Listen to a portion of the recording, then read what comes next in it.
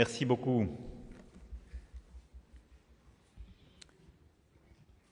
Monsieur le Président, Mesdames, Messieurs, en vos grades et qualités, Mesdames, Messieurs les ambassadrices, ambassadeurs, Mesdames, Messieurs,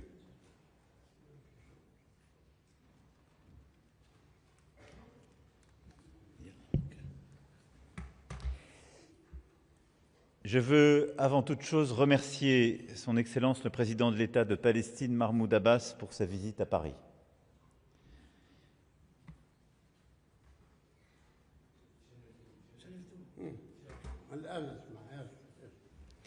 Je veux donc avant toute chose remercier Son Excellence le Président de l'État de Palestine, Mahmoud Abbas, pour sa visite à Paris. Visite importante car il s'agit de la première visite d'un président palestinien depuis la reconnaissance par la France de l'État de Palestine le 22 septembre 2025. Nous nous retrouvons dans le sillage de la conférence de New York et du plan présenté par le président Trump et au lendemain du cessez-le-feu à Gaza, conclu sous son égide.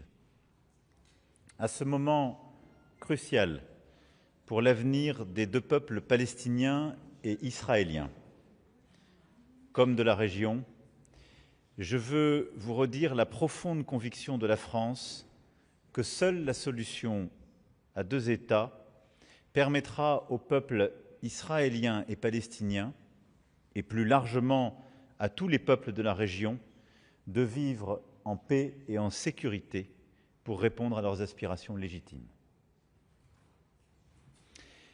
Je l'ai dit le 22 septembre, et il est beaucoup plus difficile de faire la paix que de mener des guerres sans fin. Mais il y a aujourd'hui des partenaires pour la paix. Vous pouvez, Monsieur le Président, compter sur la France pour continuer d'avancer dans la voie tracée ensemble, pour continuer d'avancer sur la base des 20 points proposés par les États-Unis d'Amérique et ouvrant la porte à la paix et la constitution d'un État palestinien.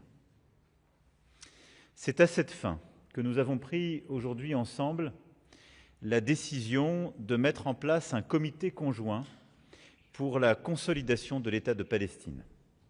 Ce comité sera chargé de travailler sur tous les aspects juridiques, constitutionnels, institutionnels et organisationnels. Il contribuera au travail d'élaboration d'une nouvelle constitution dont le président Abbas m'a présenté un projet et visera à parachever l'ensemble des conditions d'un tel État de Palestine. Vous-même êtes un partenaire pour la paix et je veux à cet égard rendre hommage à votre rejet constant de la violence, du terrorisme, qui s'est notamment traduit par votre condamnation des attaques du 7 octobre 2023. Je vous remercie également pour votre engagement à ce que l'État palestinien assure la sécurité de ses territoires sans devenir un État militarisé. Nous aurons besoin d'autres décisions courageuses de la part de l'ensemble des parties prenantes dans les mois à venir. Je vous remercie enfin pour la clarté de vos mots et votre condamnation sans ambiguïté contre toute forme d'antisémitisme. Votre visite, Monsieur le Président, intervient un mois après la conclusion du cessez-le-feu. Celui-ci a permis la libération de tous les otages vivants par le Hamas. Les parties doivent désormais pleinement respecter cet accord et le Hamas restituer sans délai les dépouilles des otages décédés afin de passer sans plus attendre à la mise en œuvre de la deuxième phase du plan de cessez-le-feu. La France est prête à contribuer à la stabilisation de Gaza sur les volets sécuritaires, humanitaires et politiques.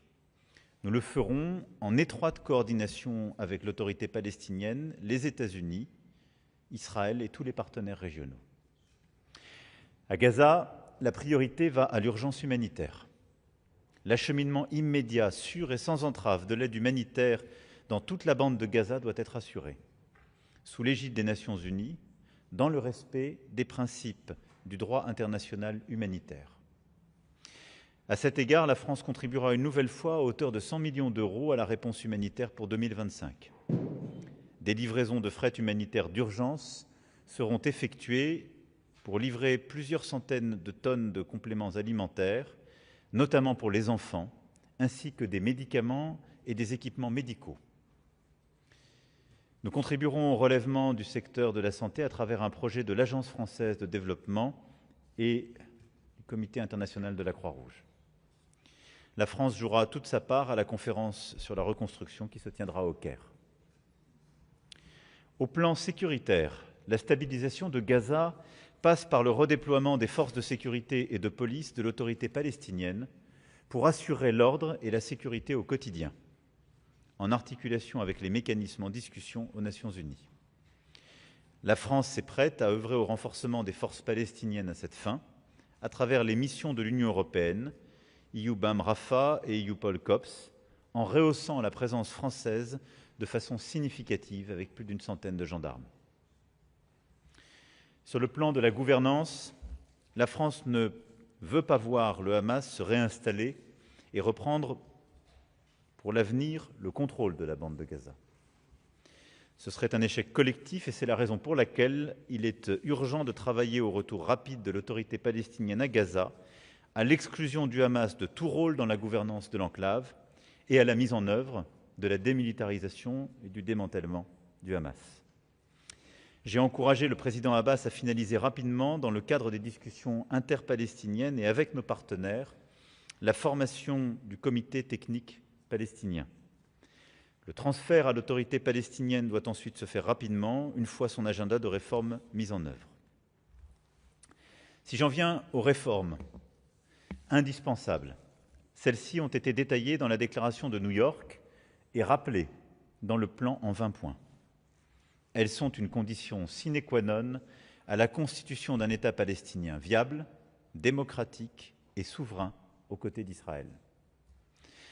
À cet égard, nous avons fait le point avec le président Abbas sur la mise en œuvre des réformes de l'autorité palestinienne.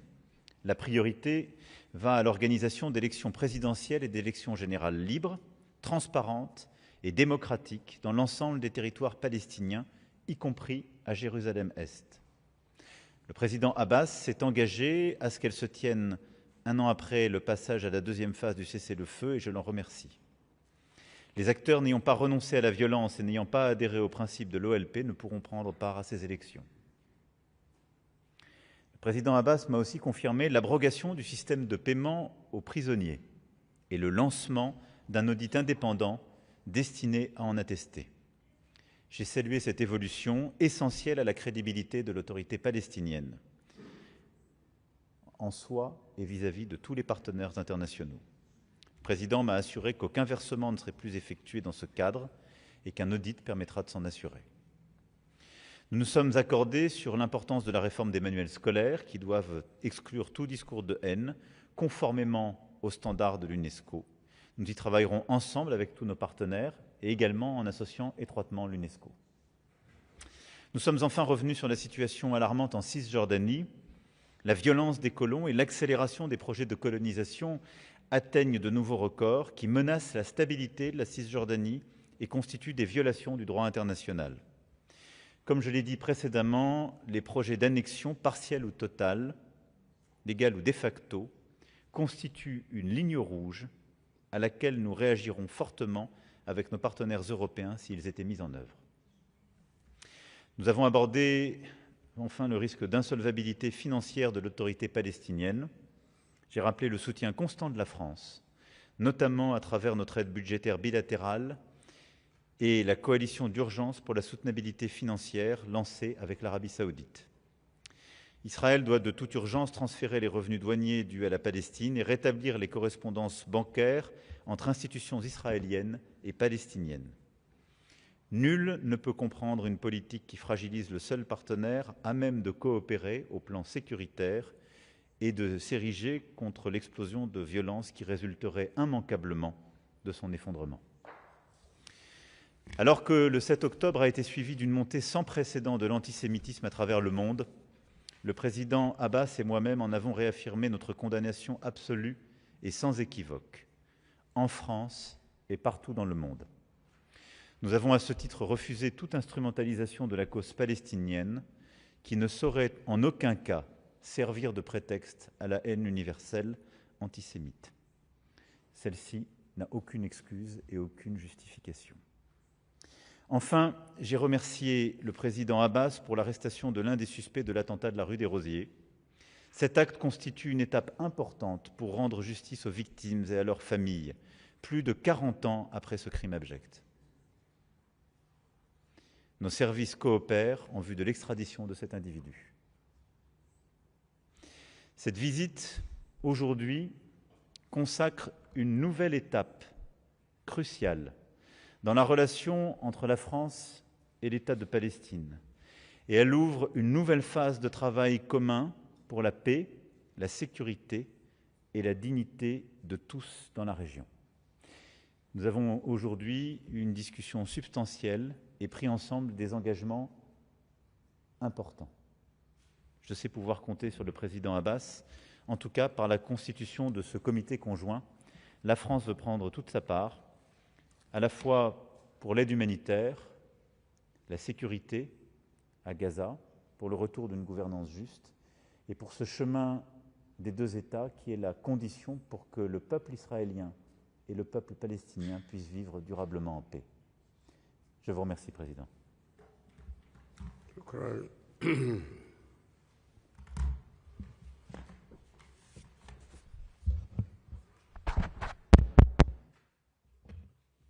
بسم الله الرحمن الرحيم. فخامة الرئيس إيمانويل ماكرون، أود في البداية أن أعبر عن بالغ تقديري وامتناني لمواقفكم الشجاعة وقرار فرنسا بالاعتراف الرسمي بدولة فلسطين. لقد أظهرت قيادة